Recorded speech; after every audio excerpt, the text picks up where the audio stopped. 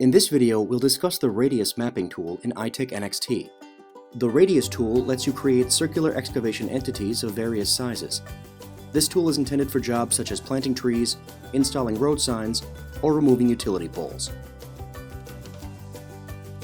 Select the Radius tool from the Drawing Tools menu. Before placing a radius entity on the map, you'll need to enter a size in feet and provide a physical reference point like an existing sign or a flag. Once you have entered the required information, click on the center of the excavation area to place the radius excavation entity. You may continue placing radius entities on the map. Don't forget to change the size or reference point if necessary.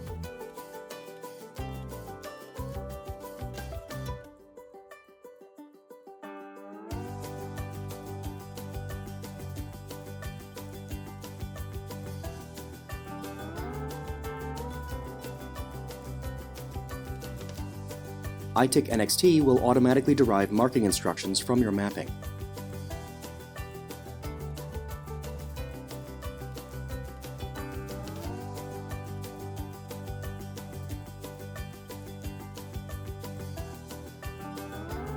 Thanks for watching.